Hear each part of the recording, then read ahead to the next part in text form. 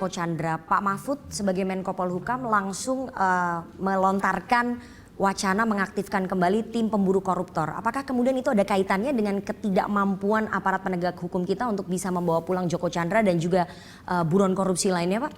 Sebenarnya ya ada kaitan, tentu saja itu pemicu kan. Iya. Ketika Joko Chandra menimbulkan huru hara seperti itu, kan usul itu datang dari anggota DPR supaya Menko Polhukam menghidupkan tim pemburu koruptor. Saya buka dokumennya. Memang ada impres tim pemburu koruptor itu. Sebelum Joko Chandra ada, sudah ada itu. Sehingga saya katakan, oh iya ini perlu diaktifkan lagi tim pemburu koruptor, bukan untuk memburu Joko Chandra, memburu satu aset yang belum. Ini kan aset banyak sekali. Aset ya Pak, banyak sekali. Banyak sekali itu, ribuan triliun aset belum kembali, iya kan? Lalu ada tersangka yang menghilang, ada terpidana kayak Joko Chandra itu kira-kira ada 39 orang kan yang sudah menghilang. Nah bukan hanya untuk Joko Chandra aja, kalau Joko Chandra sih sudah mendapat perhatian khusus, menurut saya sudah lebih dari sekedar tim pemburu.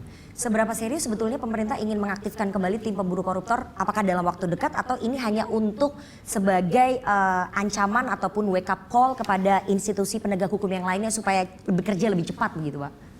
Enggak, ini adalah permintaan dari institusi penegak hukum yang lain juga. Jadi bukan saya itu, sebenarnya kan suratnya masih dari bawah ya, dari kementerian lembaga setingkat menteri kirim surat ke saya minta ini. Itu suratnya sudah ada sejak Desember, belum ada kasus Joko Chandra.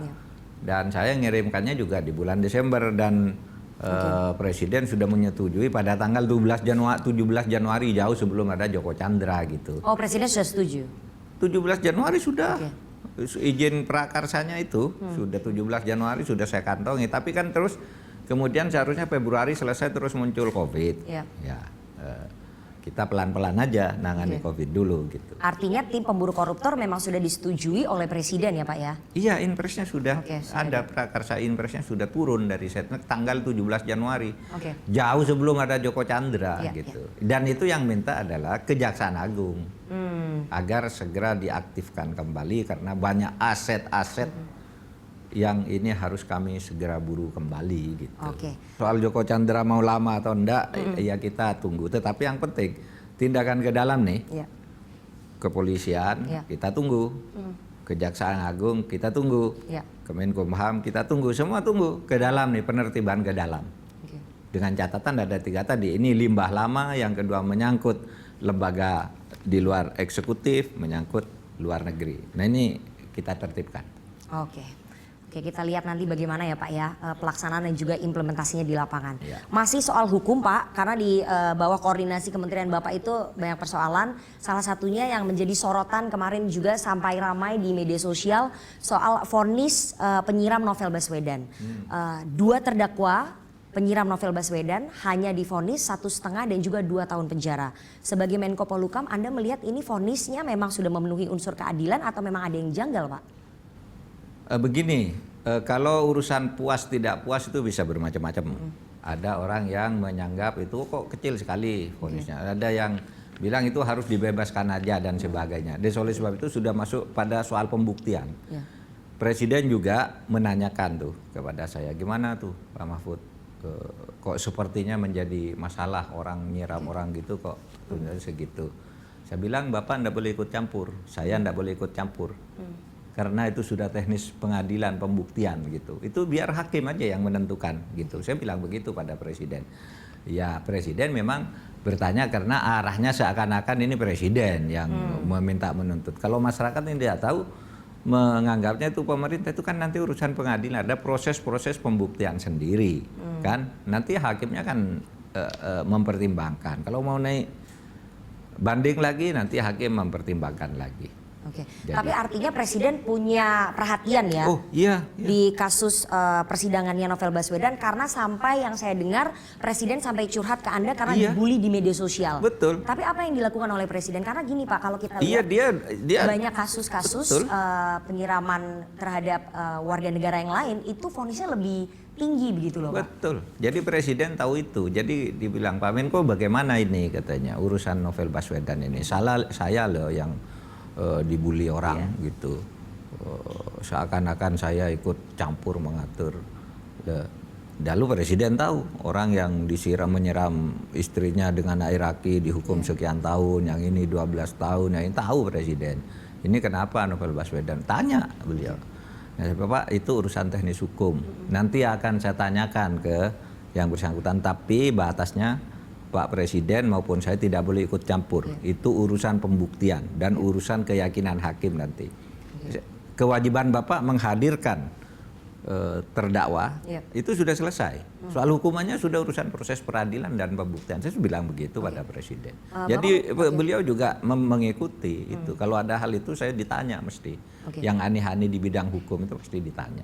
Bapak menyarankan nggak sih supaya Presiden ini ketemu dengan Bang Novel Baswedan? Karena kan kalau kita lihat di Twitternya Bang Novel Baswedan ada kekecewaan sebagai warga negara dan sebagai korban penyiraman air keras.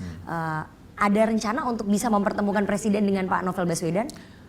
Saya tidak ada rencana begitu karena kan sudah lama beliau berhubungan dengan pemerintah ya, sejak dia masih di rumah sakit sudah ada kontak-kontak dengan pemerintah, dengan presiden juga. Saya kira saya tidak perlu lagi nyarankan atau tidak menyarankan.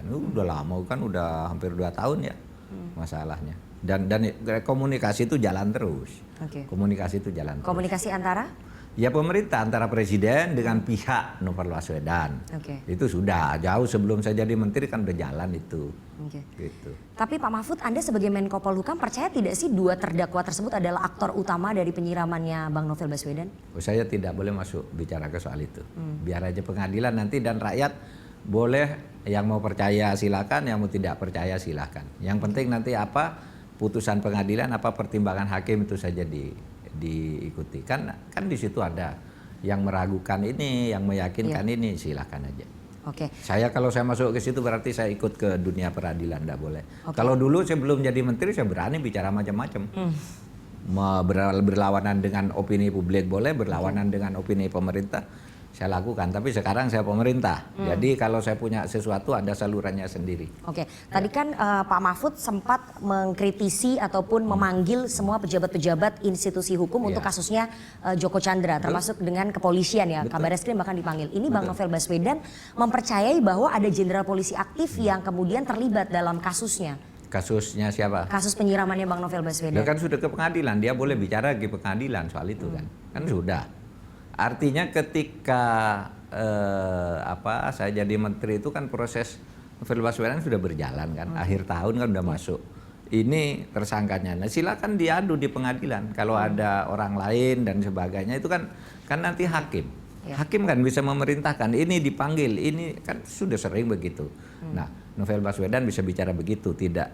Kalau dengan bicara di luar kepada hakim itu hanya informasi biasa. Kalau informasi yang hukum di pengadilan, sampaikan aja jenderal siapa dan sebagainya. Nah, kadang-kala orang ini juga kan hanya menyebut jenderal jenderal ada jenderal, enggak nyebut siapanya kan tidak ada. Mau sebut nggak ada sebutannya. Nggak ada kan? Nah, kalau ada sebut ke hakim. Kalau mau sebut ke saya juga boleh. Mau diam-diam gitu, enggak ada. Semuanya yang datang tuh bilang, Pak, yang jenderal, Pak, yang terlihat jenderal siapa? Siapa jenderalnya kan gitu? Nggak ada yang berani. Nah, kalau nggak ada yang berani terus gimana? Kita mau sembarangan nangkap jenderal, nanti kena jenderal peta yang nggak jelas, malah salah gitu. Jenderalnya siapa? Buktinya apa? Kita proses kan gitu. Jadi memang harus ada keterbukaan kalau memang Bang Novel ingin menyampaikan, silakan nelpon Pak Mahfud begitu ya? Iya, jenderal siapa gitu. Boleh disampaikan. Tapi Pak Mahfud sendiri melihat kondisi KPK sekarang ini di bawah kepemimpinan komisioner-komisioner yang baru seperti apa sih Pak? Saya kira biasa-biasa aja KPK, dan kalau melihat volume penanganan perkara juga jalan, OTT juga masih jalan. Seperti Anda tahu di berbagai daerah juga banyak yang jalan, yang pusat juga masih banyak yang jalan. Karena begini ya, di Indonesia itu kan korupsi seperti kebun binatang. Asal mau nangkap apa aja bisa di situ, korupsinya banyak gitu. Sehingga kalau KPK itu tidak bisa bertindak menangkap para koruptor itu menurut saya keterlaluan juga. Kalaulah dia takut pada macan, kan ada yang lain di situ. Ada yang lain banyak koruptor, dan itu sudah dilakukan oleh KPK kan. Iya kan? Iya. biasa-biasa saja itu tidak banyak kemudian prestasi yang ditorehkan atau berjalan bisnis as usual aja Pak menurut Pak Mahfud? Enggak, biasa saja dalam arti yang dulu pun seperti itu kalau dilihat volumenya. Iya kan? Cuma enggak gegap gempita kan gitu. Oke, yang sekarang tidak gegap gempita ya? Iya. Kalau menurut Pak Mahfud? Kalau dilihat volumenya dihitung aja, saya kira sama aja. Lebih baik yang working in silent, bekerja dalam diam atau gegap gempita Pak? Ya terserah selera masyarakat, tetapi kalau KPK-nya sendiri sudah saya ajak diskusi, Pak, nah apa-apalah saya tuh dibilang apa namanya ndak becus, yang penting saya bekerja, saya ndak ingin dipuji juga gitu, yang penting saya bekerja. Dia bilang begitu, ya silakan lakukan aja saya bilang. Oke, Gitu. oke.